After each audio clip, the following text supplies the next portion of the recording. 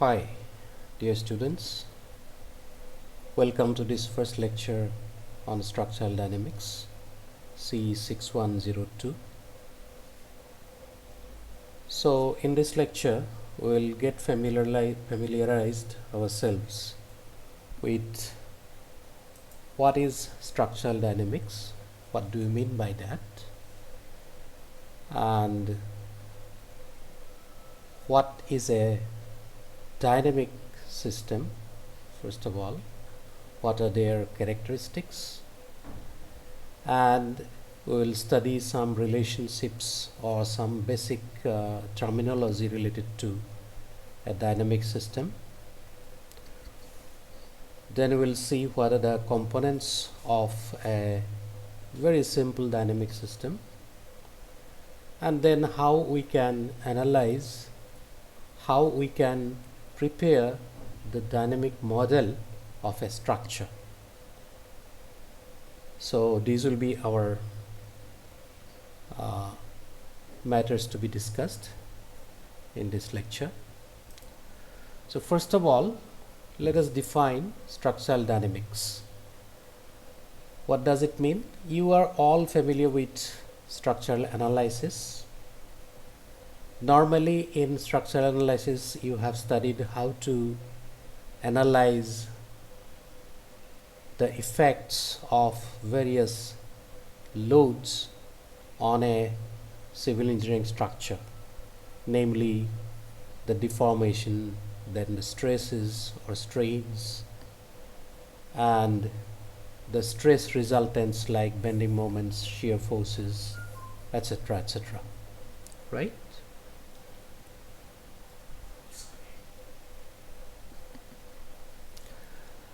Now, in this case, in the case of structural dynamics, what we will do is we will study the effect on the structure of a dynamic load.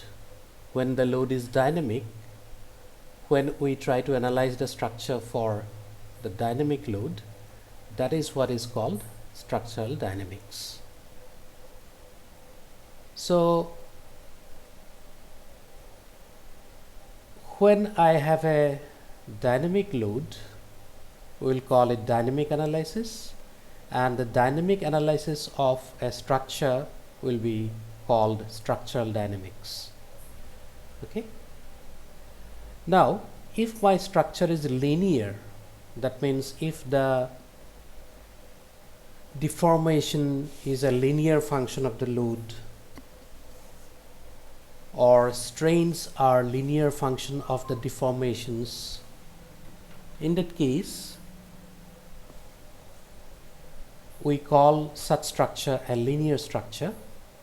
And in a linear structure, you all know that principle of superposition is valid, and therefore the static analysis of the structure when it is subjected to static load, and the dynamic analysis of the same structure when it is subjected to some dynamic load, these two analyses can be separately done. Static analysis can be done separately and dynamic analysis can be done separately. For example, suppose you are designing a building or analyzing a building.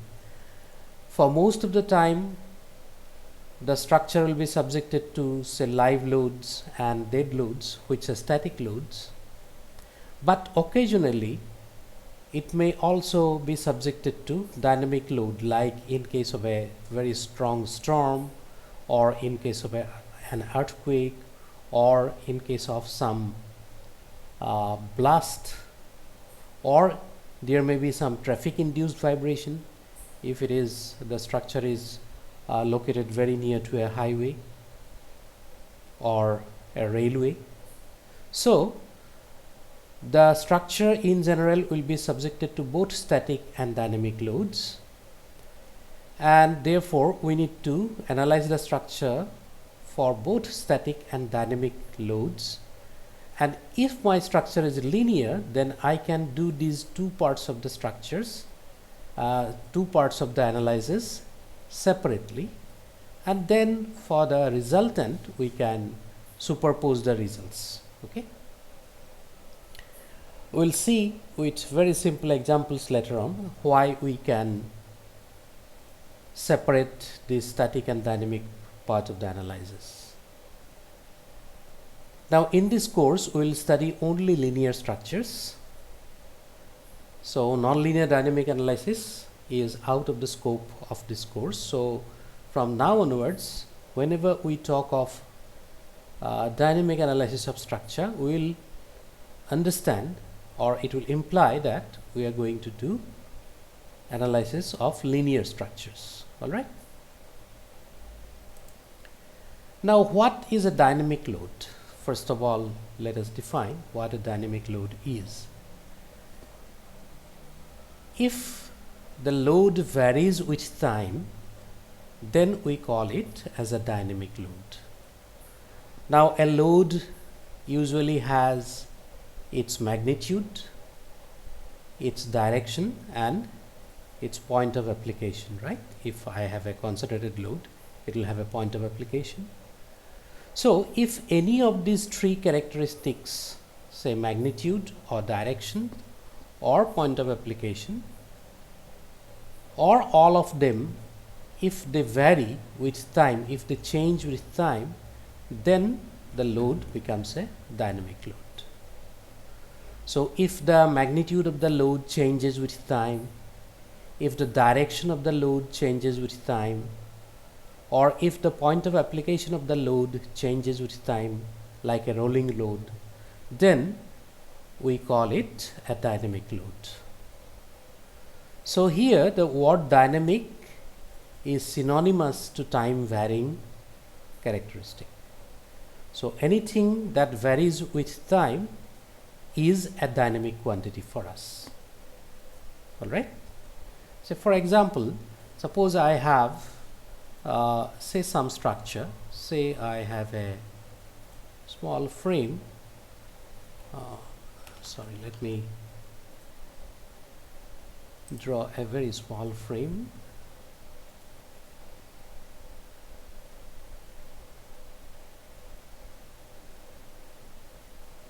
Now suppose I have a load, vertical load, but its magnitude and direction changes with time.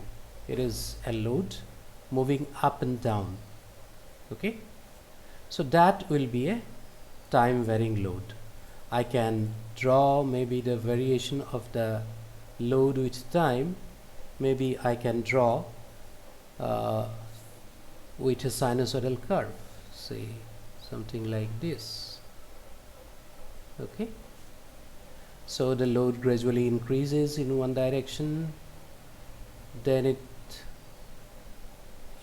decreases and then again increases in the other direction and again comes to 0, and this cycle continues. So that kind of a load is a dynamic load. Say if I call it P, then since it is a function of time, I will write it as PT, say. So some examples I have listed here, say wind load, earthquake load, or loads due to moving machinery parts, etc. All right, so all these types of loads are actually dynamic loads. And when the load is dynamic, obviously the deformation will also be dynamic, because deformation will also vary with time. So if I denote deformation say by U, then this U will also be a function of time. All right. So the point we should remember is that anything that varies with time is a dynamic quantity. It may be a deformation, it may be a stress, it may be a strain, it may be a load, it may be a pressure, it may be a stress. So anything that varies with time will be called a dynamic quantity. Okay. Now let us see, when a system is subjected to a dynamic load, what happens? What are the essential characteristics of a dynamic system? How do I call, when do I call a system as a dynamic system, what are the essential characteristics? First of all, you see they are basically there is a cyclic relationship between inertia force and acceleration. Let us understand that. You see, in a dynamic system, I have already discussed that both loads and the resulting deformations are time varying quantities, right? So, as I have already told you that say load P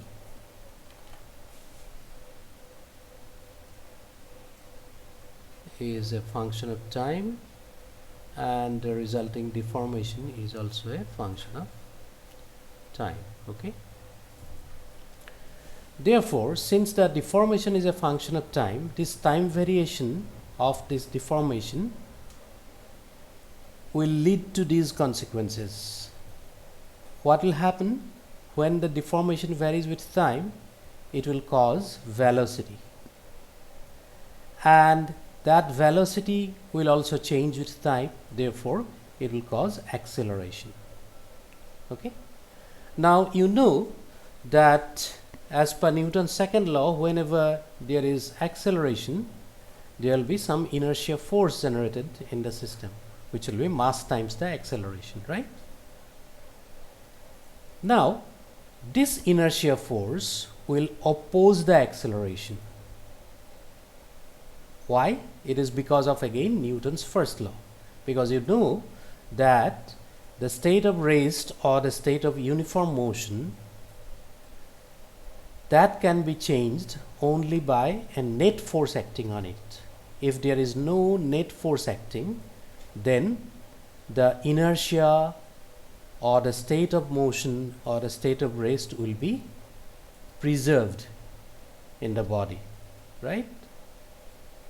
Therefore, whenever there is acceleration, there will be inertia force generated, and that inertia force will try to preserve the state of motion, therefore it will oppose the acceleration itself. All right? And this presence of inertia force is a very essential characteristic of any dynamic system. So whenever there is a dynamic system, there will be some inertia force associated with it, and the job of that inertia force will be to oppose the acceleration itself. So acceleration is causing the inertia force, but that inertia force is opposing its own cause itself. Okay. So this presence of inertia force is a distinguishing feature of a dynamic system, and this inertia force, in order to preserve its state of motion, that instantaneous state of motion, it will always oppose the acceleration itself. That is another important characteristic of any dynamic system. All right.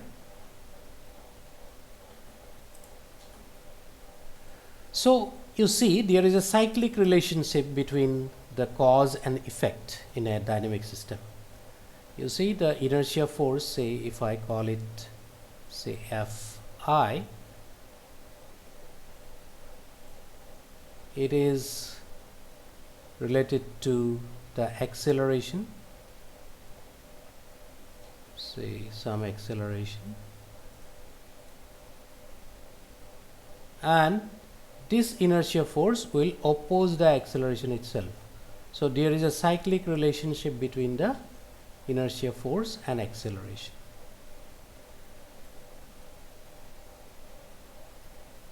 Now in dynamics, what we do, instead of writing acceleration like this, we devise a shorthand. And what is that shorthand? You see,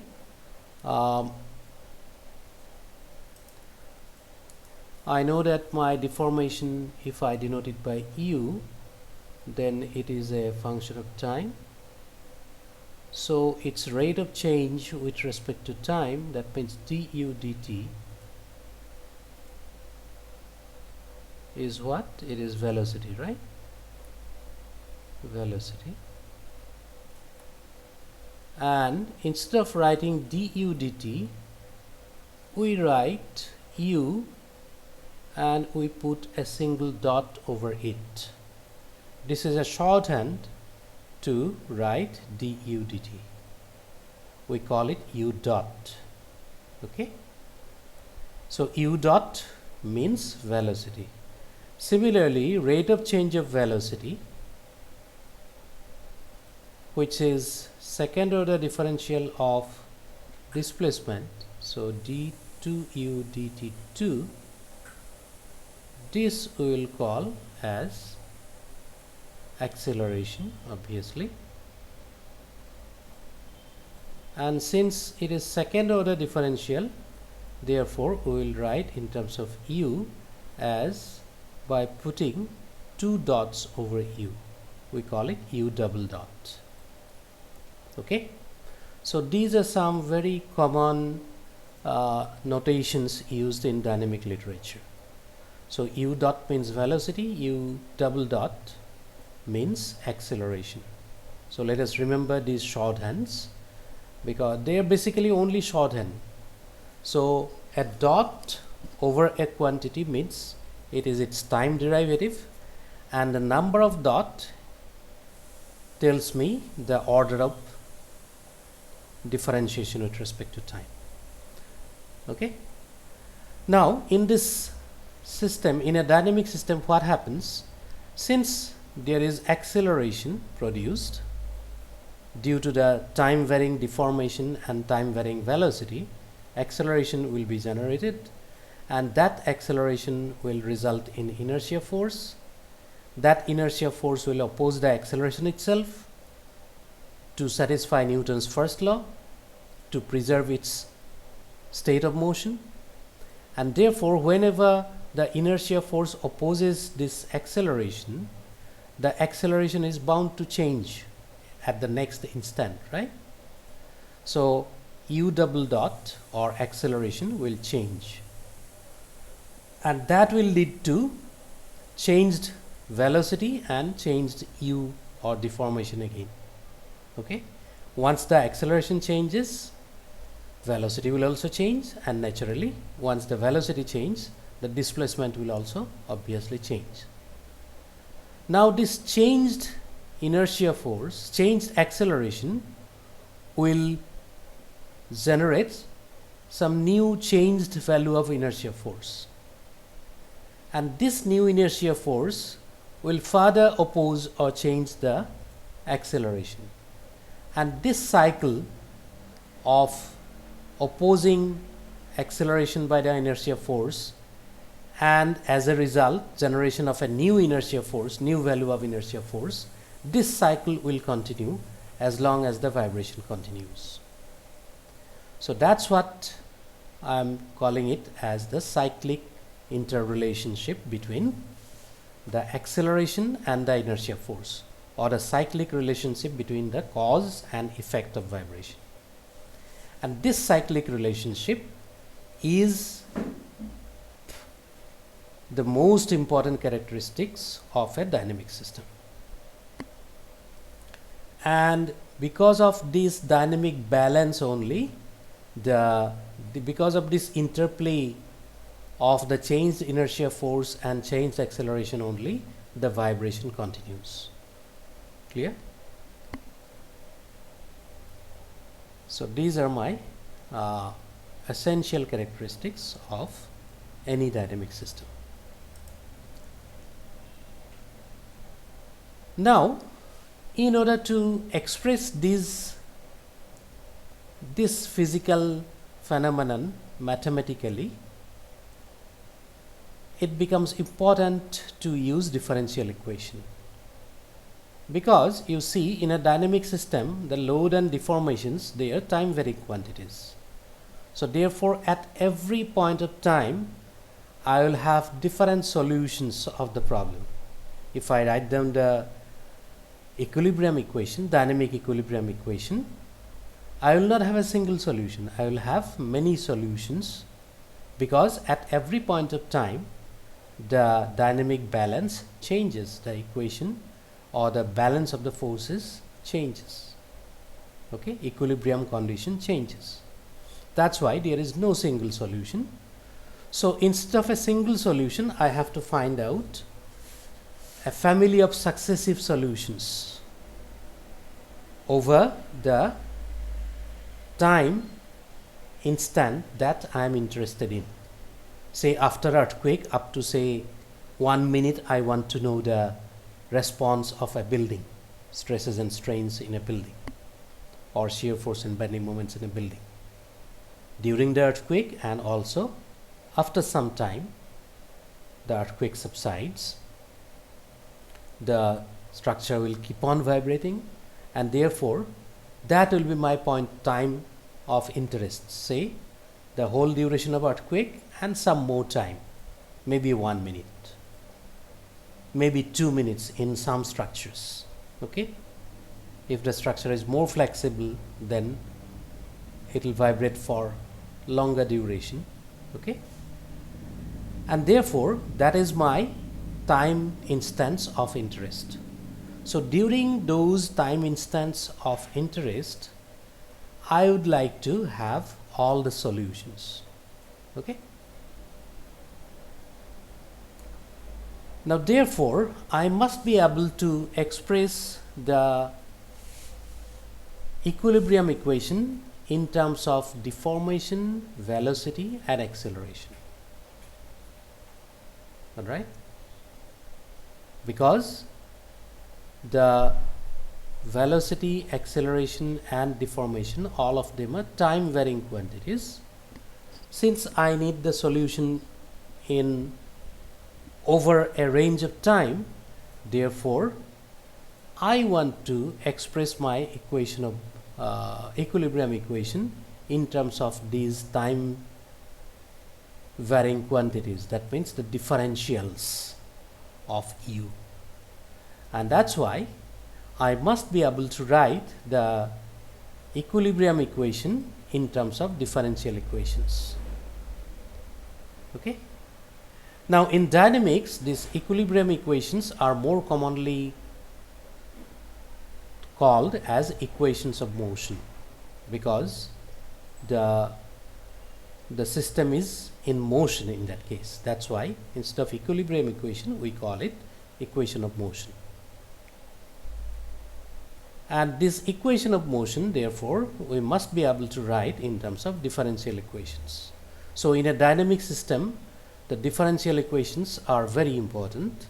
You must have studied differential equations in mathematics quite a bit, so you should refresh your memory about those methods of solving differential equations.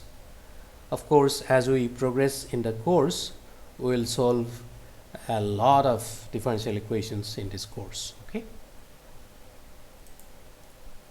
now let us classify the dynamic loads first. Now these dynamic loads, we basically classify them into two categories. One is called prescribed or deterministic dynamic load, and the other type of load is called random or non-deterministic load. A prescribed dynamic load is a load whose time variation is known, completely known. Okay, I may have a time variation something like this. Say I have already shown you my load may vary as a sinusoidal load. Okay, and so on. Or I may have a quite complicated load, like say in case of earthquake, I may have something like this.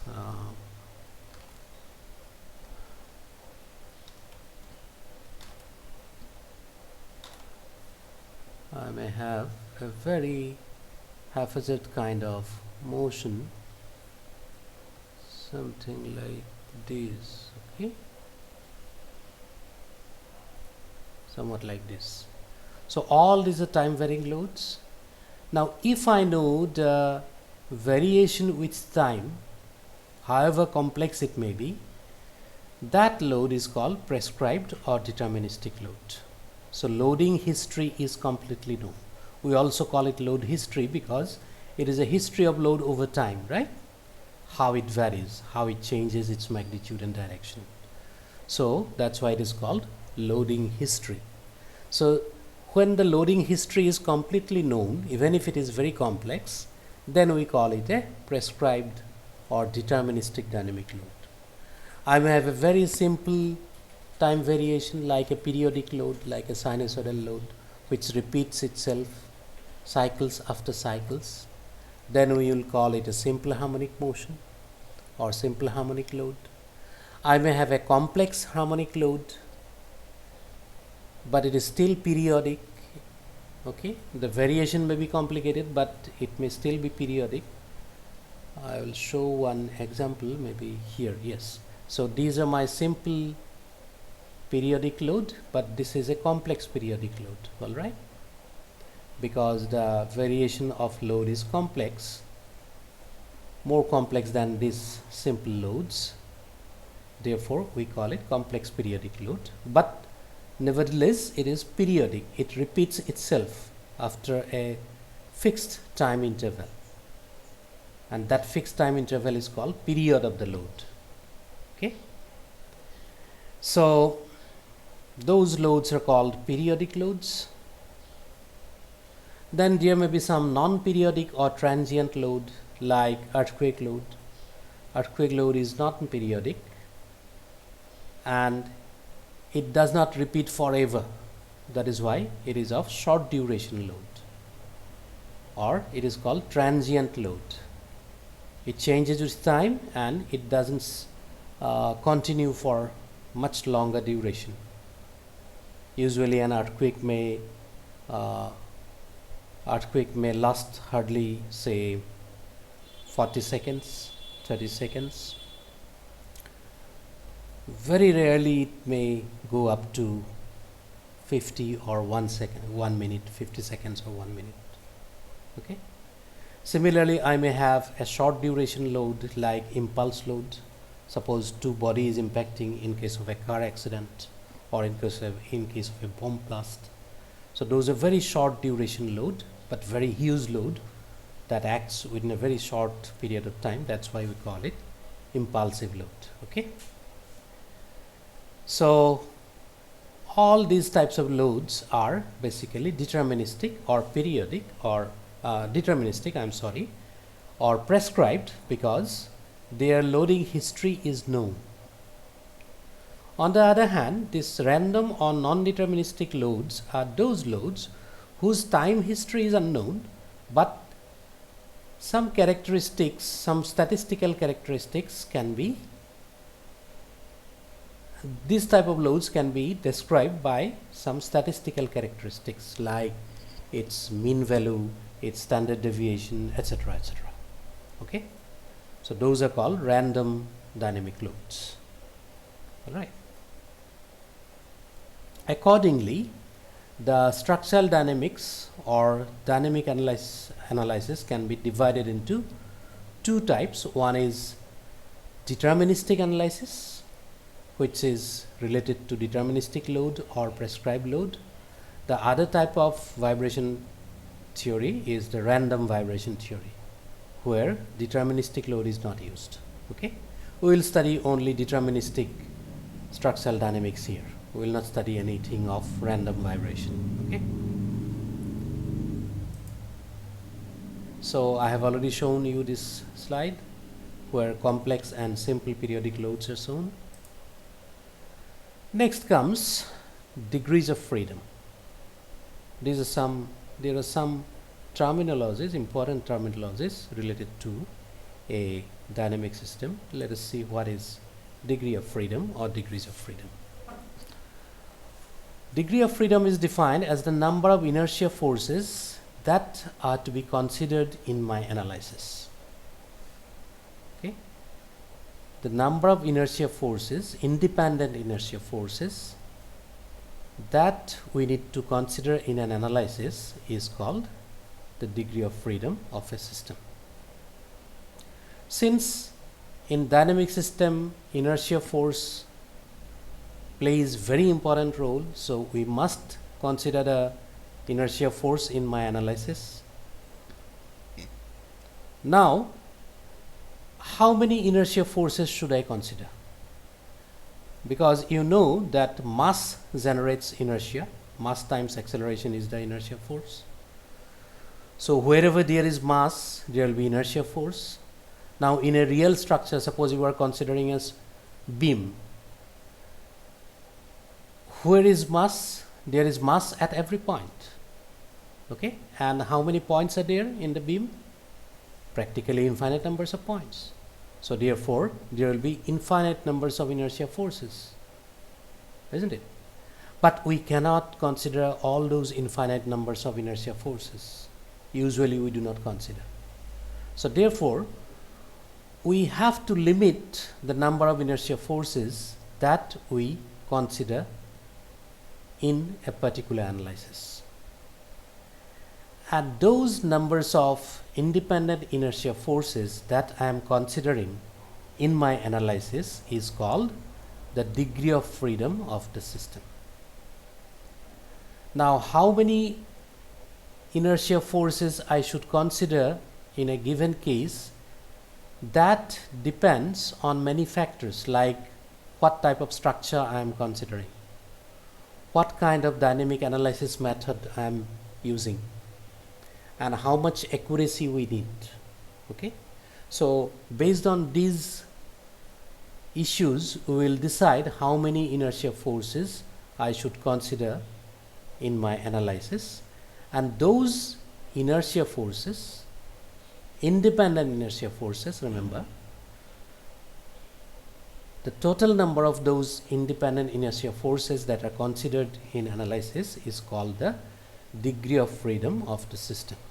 In short, we call it DOF. Okay.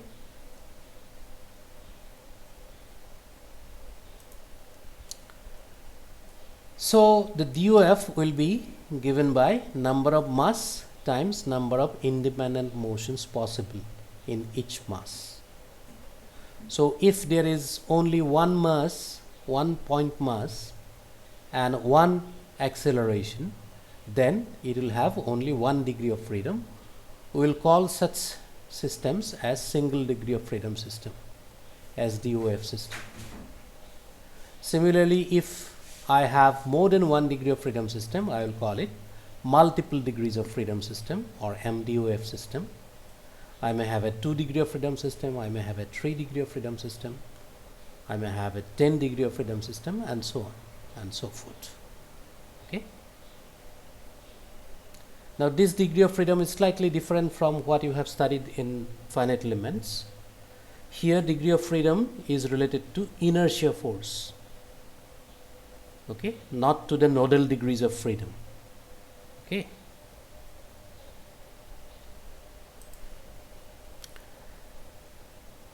So therefore, when I analyze a dynamic system, since I am bound to consider only limited number of inertia forces, because I cannot anyway consider infinite numbers of inertia forces, so therefore I will have to idealize my structure.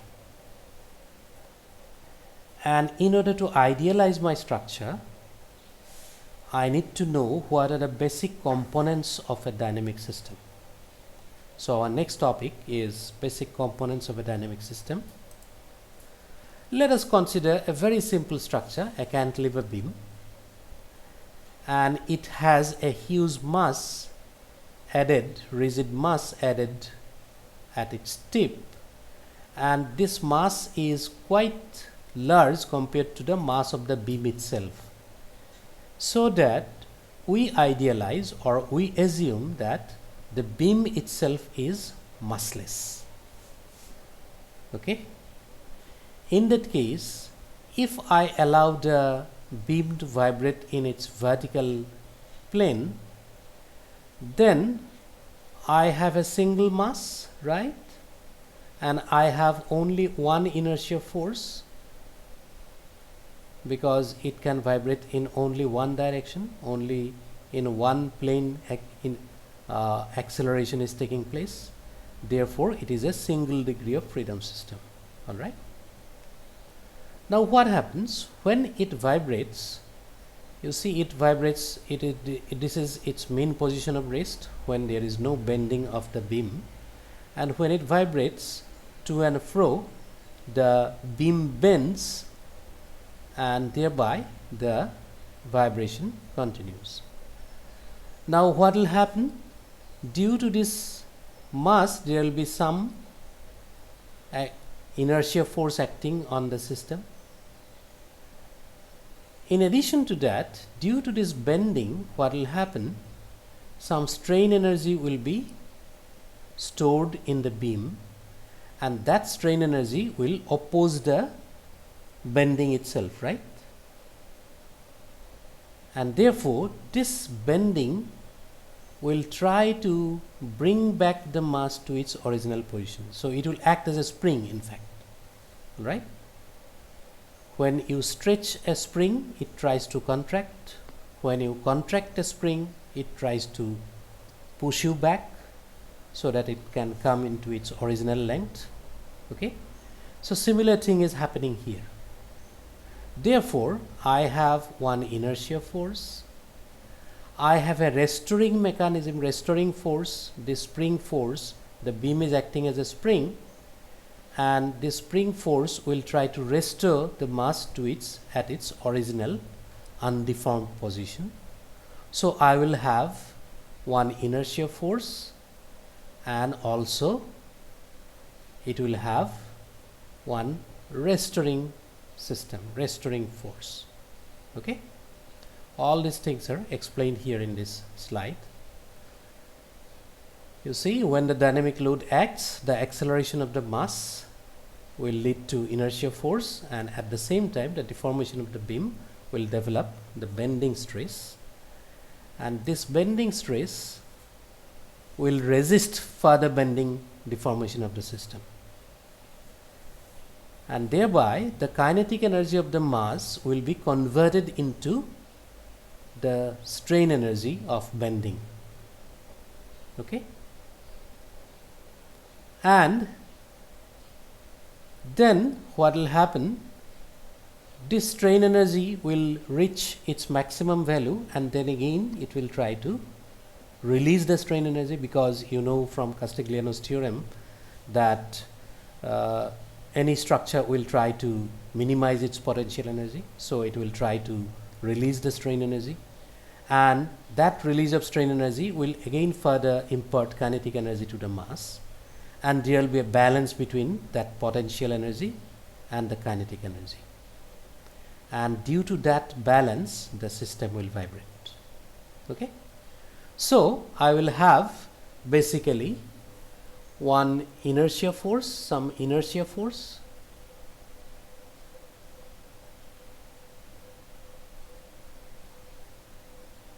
and I can represent any inertia force by a mass, concentrated mass, right? Then I will have a restoring mechanism,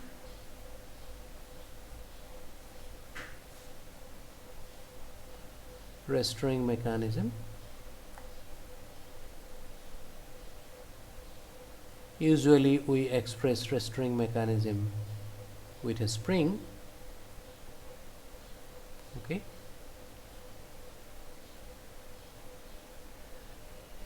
Now, in real vibrations, if there is, suppose there is no energy loss, then this kinetic energy of the mass will be transferred to potential energy of the spring. Then that potential energy of the spring will be transferred to kinetic energy, converted into kinetic energy of the mass, and this will continue forever because no energy is lost. Okay? But in real system, there will be always some energy loss or dissipation of energy. due to various frictions. Say when a structure vibrates, there will be friction with air, or there will be energy absorption at the structural joints, etc.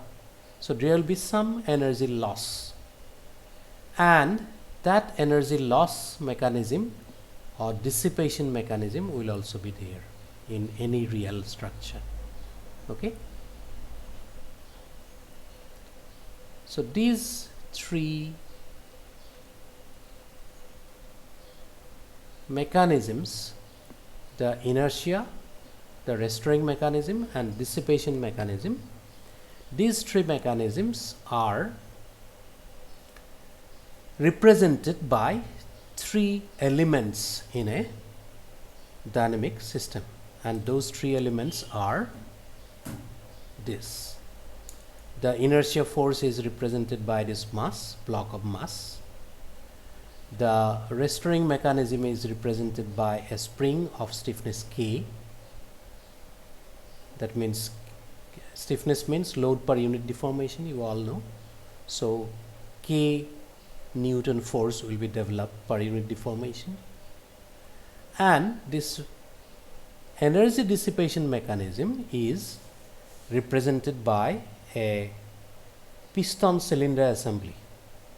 We assume that there is some fluid, and when the mass moves, there will be relative displacement between the piston and the cylinder, and since there is some fluid, that will dissipate the energy, okay, due to the viscosity of the fluid. So I will have at least these three elements in any dynamic system: one mass element, which will represent the inertia force; one spring element, which will represent the whole restoring mechanism; and one energy dissipation mechanism, which is represented by a a cylinder and piston assembly, and that is called a dashpot or damper.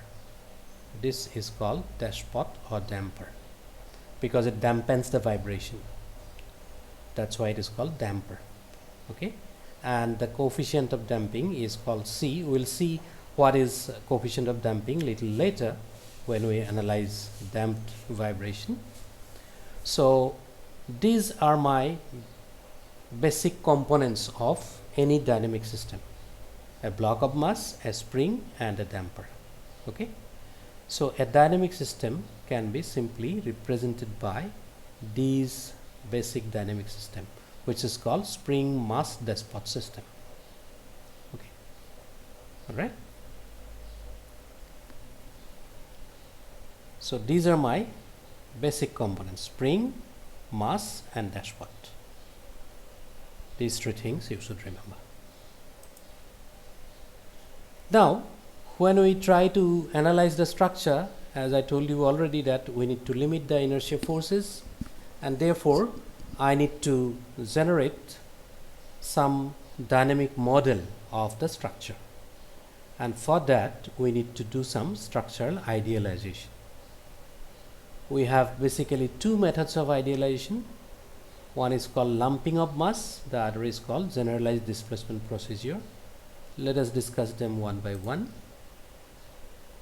Say, in some systems, what happens, in some structures, what happens is that major portion of the mass is concentrated more or less within a limited zone, like this water tank. Because the tank is very heavy compared to the staging system of beams and columns or struts, therefore we can assume that all the mass is concentrated at the center of the tank itself, and therefore what we have done, we have lumped all the mass of the system in a single point. That kind of a model is called a lumped mass system, and this is the example of a lumped mass system. This is my original structure. This is the structural idealized model. I have a column and a mass at its top and it vibrates in horizontal direction, say. We consider horizontal direction more frequently because during earthquake this horizontal vibration causes the maximum damage, okay, and therefore we are showing here the horizontal vibration, and this same system is expressed by this block of mass and one spring. So we are again coming back to spring mass dashpot system. Here we may consider sometimes that there is no energy loss, then we can remove that dashpot, and therefore this has only spring and mass. So this whole water tank and staging system I can represent by this single degree of freedom system, because there is only one mass. For each independent motion there will be only 1 degree of freedom, because only one inertia force, and that's why I can represent it by one single mass. Similarly, if I have a multi-storied building, then most of the weight of the building is concentrated at the floor, and therefore at every floor I can consider a lump mass. This is a 3-storied frame, so I can have 3 lump masses and connected them by 3 different springs. In fact, the bending stiffness of these columns, all the columns in a floor, will give me the stiffness of these springs. So this is again equivalent to this system. I have 3 blocks of mass connected with 3 springs. All right. So this is my dynamic model of this 3-storied building. 3 blocks of mass. So therefore I have 3 degrees of freedom here, right? Because every mass can vibrate independently, and hence there will be 3 independent inertia forces. So therefore I will have 3 degrees of freedom in this case. All right. So that's how degree of freedom is decided. Then there is one more procedure.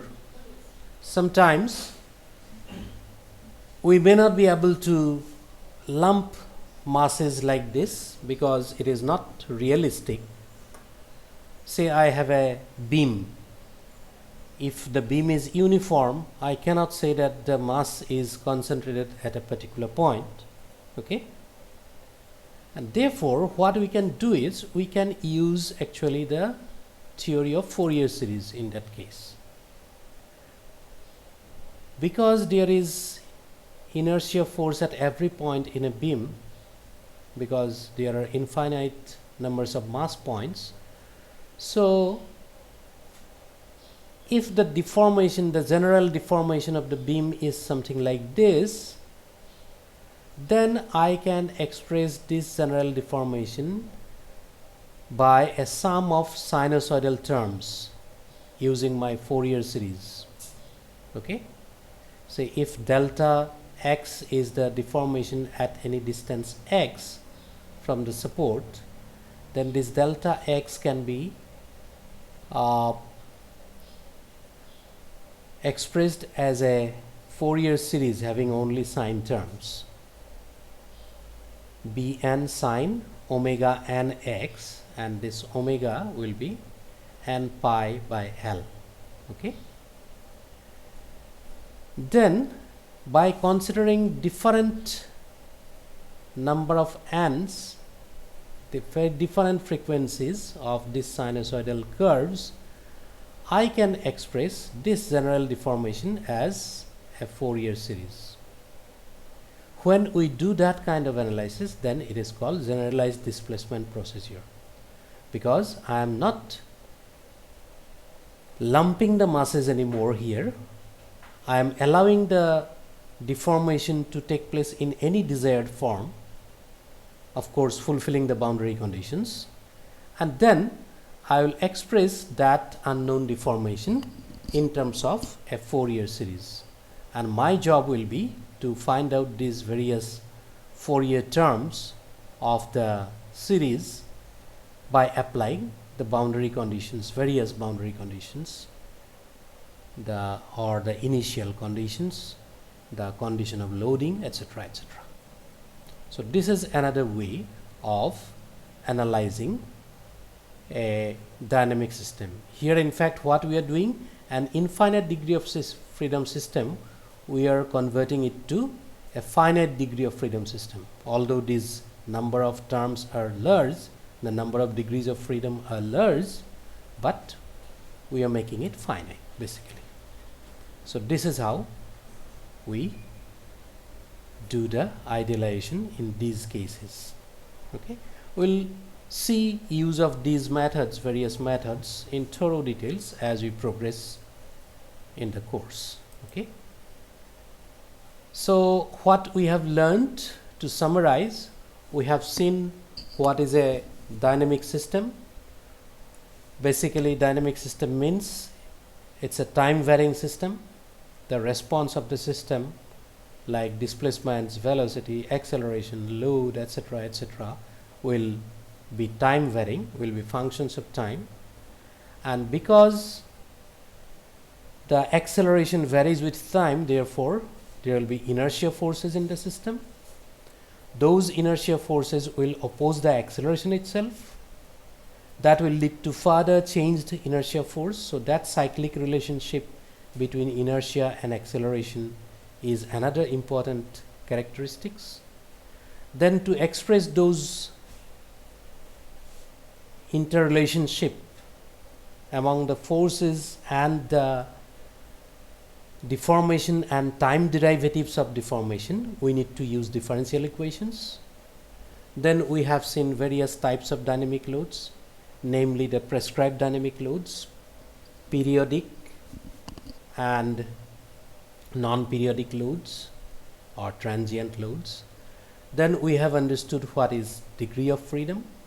It is nothing but the number of independent inertia forces we need to consider. Then we have seen what are the basic components of a dynamic system, namely the mass, spring and dashpot, and they respectively indicate the inertia, restoring mechanism and energy loss mechanism present in a dynamic system. Then we have seen how we can idealize our structures for dynamic analysis. We have learned two methods right now. One is the lumping of mass and the other is the generalized displacement procedure. So with this we complete this lecture. I hope everything was clear. So with this we stop here. Thanks a lot. You can put, if you have any questions, you can put it in the Google Classroom and I'll respond to them. Thank you. Thank you very much.